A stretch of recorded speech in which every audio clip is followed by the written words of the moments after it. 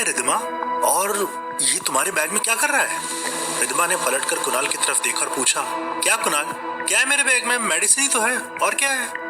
कुणाल ने रिद्धिमा के चेहरे की तरफ देखा और फिर नाराजगी के साथ पूछा, मैं दवाइयों की बात नहीं कर रहा हूँ रिद्धिमा, मैं इस चीज की बात कर रहा हूँ जो इस वक्त तुम्हारे बैग में है और उसे नहीं होना चाहिए था।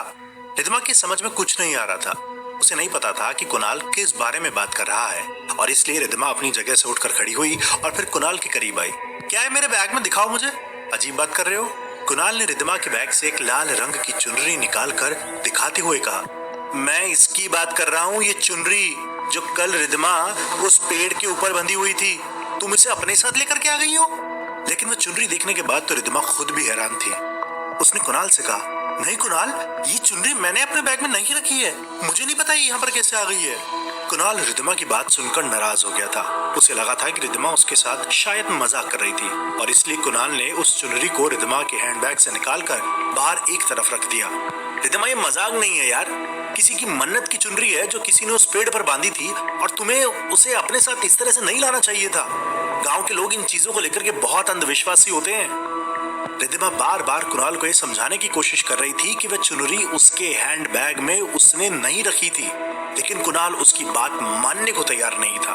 अगर तुमने नहीं रखी तो फिर ये चुनरी तुम्हारे हैंडबैग में आ कैसे गई? और वैसे भी उस पेड़ के पास तुम अकेली गई थी और मैं और ड्राइवर तो दूर खड़े थे। रिद्धिमा के समझ में कुछ नहीं आ रहा था। रिद्धिमा बीती शाम को जो कुछ भी हुआ था उसे याद करने की कोशिश कर रही थी। देखो कुणाल, जब मैं उस पेड़ के पास गई तो मैंने चुनरी को बंधे हुए देखा था और तभी जोर से आंधी चलने लगी और फिर एक औरत वहां आ गई।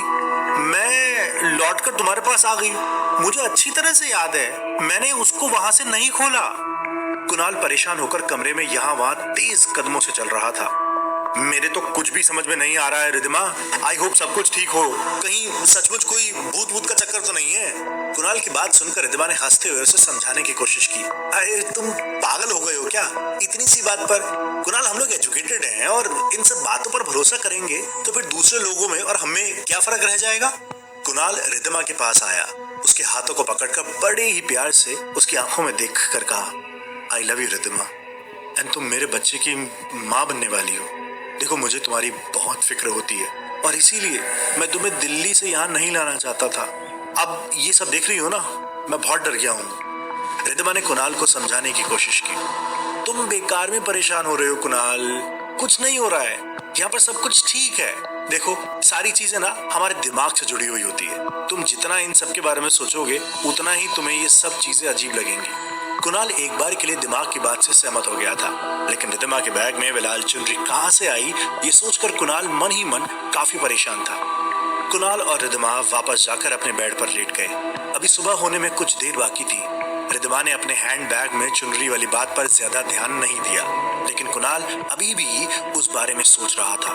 कुछ देर के बाद जब सुबह के 8 बज गए, कुणाल ने बिस्तर से उठते हुए रिद्धिमा से कहा, मुझे लगता है हमें अब अपने रहने के लिए कोई घर देख लेना चाहिए।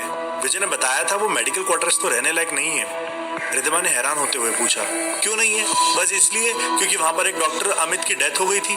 लेकिन उससे क्या फर्क पड़ता है? कुणाल को रिद्धिमा की बात बिल्कुल भी सही नहीं लग रही थी। वह नहीं चाहता था कि प्रेगनेंसी की हालत में रिद्धिमा किसी ऐसे घर में जाकर रहे जहाँ पर कुछ वक्त पहले ही बहुत बड़ी दुर्घटना हुई हो, और इसीलिए उसने रिद्धिमा से कहा, नहीं रिद्धिमा, हम उस घर में नहीं रह सकते। तुम्हारी बात सही है, मैं इन बातों पर विश्वास नहीं करता हूँ, लेकिन तुम प्रेग्नेंट हो और अगर माँ को पता चला कि हम उस मेडिकल क्वार्टर में रहने के लिए चले गए हैं तो वो हमें बिल्कुल भी नहीं रहने देगी और रहना भी नहीं चाहिए। रिद्धिमा ने मुस्कुराते हुए जवाब दिया, ठीक है, कोई बात नहीं, हम यहाँ गाँव में कोई दूसरा छोटा सा घर देख लेते हैं हमारे लिए। मैं जल्दी से तैयार हो जाती हूँ, हम चलते हैं। कुछ देर बाद कुणाल और रिद्धिमा विजय की कार लेकर गांव में अपने लिए घर ढूंढने की तलाश में निकल पड़े। गांव कुछ ज्यादा बड़ा नहीं था और गांव के घर भी इतने खास नहीं थे जो रिद्धिमा और कुणाल को अच्छा लग सके। इस बात को लेकर कुणाल अच्छा खासा परेशान था। पूरे गांव में चक्कर लगाने के बाद भी रिद्धिमा और कुणाल को कोई ठीक ठाक सा घर नजर नहीं आया।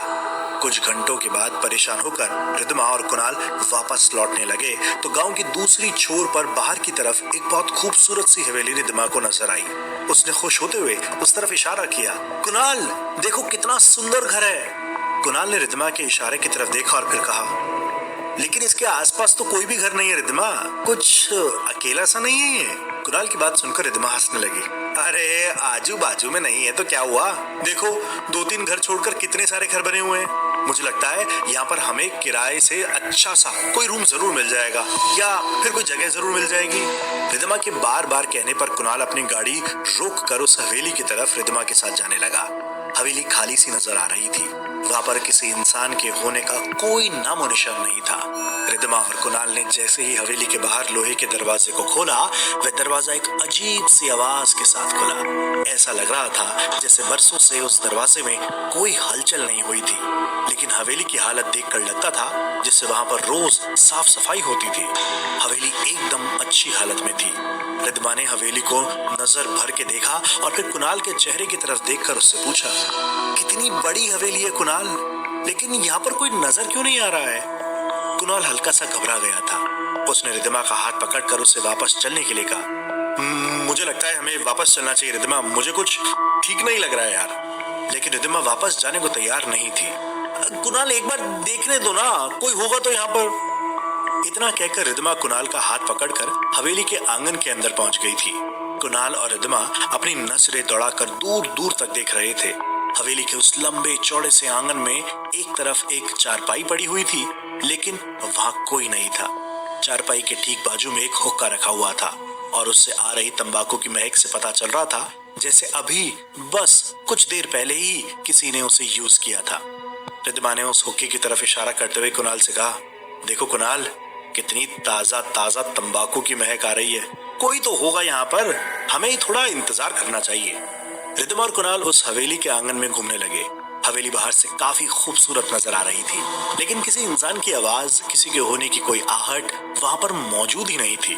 पता नहीं, कुणाल को हवेली के आंगन में खड़े रहकर कुछ अच्छा सा नहीं लग रहा था। एक अजीब सी नेगेटिव फीलिंग उसके दिल में हो रही थी। वो रिद्धिमा को बार बार वहां से चलने के लिए कह रहा था, लेकिन अपनी जिद के चलते रिद्धिमा ने उसकी एक बात नहीं सुनी। रिद्धिमा हवेली के दरवाजे के अंदर जाना चाहती थी।